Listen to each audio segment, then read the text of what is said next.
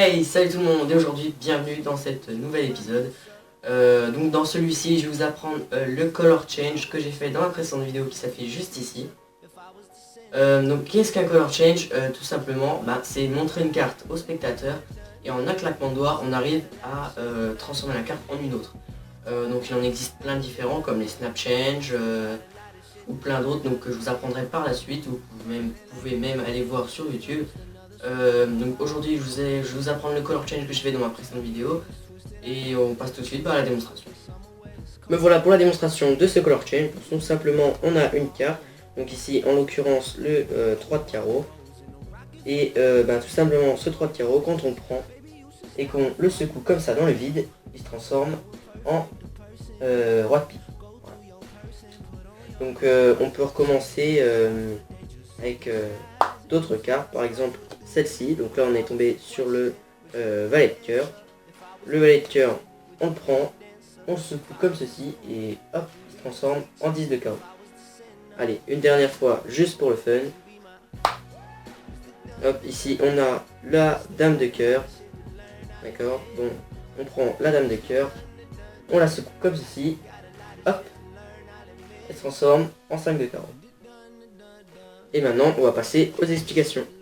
Me revoilà pour les explications. Donc tout simplement, on commence. Alors, au début, vous allez commencer donc par faire choisir une carte au spectateur. Donc là, vous faites comme vous voulez. Une fois que vous avez le spectateur à sa carte, comme ici, donc là en l'occurrence le 8 de carreau, vous allez lui montrer comme ceci.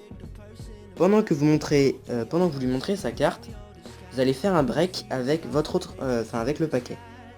Donc d'une seule carte. Alors qu'est-ce qu'un break et comment faire? C'est parti. Alors, un break c'est ceci.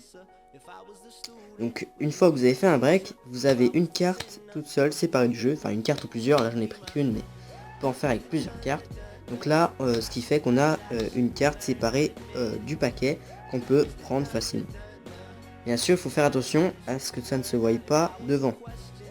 Parce que si vous faites par exemple juste comme ça, hop, et bien ça peut se voir devant, vous voyez, ça fait comme ça, hop, là ça peut se voir. Donc il faut bien veiller à mettre votre pouce bien appuyé sur le dessus du jeu. Alors comment faire ce break? Alors tout simplement avec votre pouce vous allez pousser la carte et avec ensuite vous allez revenir avec la carte tout en glissant votre petit doigt sous la carte comme ceci. Une fois que vous avez fini de montrer la carte au spectateur et que vous avez fait votre break d'une seule carte, vous allez reposer la carte sur le break comme ceci. Là ce qu'on va faire c'est une levée double. Alors la levée double c'est tout simplement qu'on va prendre ces deux cartes en même temps en faisant croire au spectateur qu'il n'y en a qu'une. Alors pour prendre cette carte, donc une fois que vous avez fait machin, vous posez la carte, faut bien veiller à bien égaliser très vite sans trop que ça se voie. Et avec votre pouce, vous allez venir prendre le coin en bas à droite et avec votre majeur, le coin en haut à gauche, avec les deux cartes. Sauf que vous allez faire croire au spectateur qu'il n'y en a qu'une. Donc ce que vous vous retrouvez dans cette position. Voilà. Une fois que vous êtes dans cette position, ce que vous allez faire c'est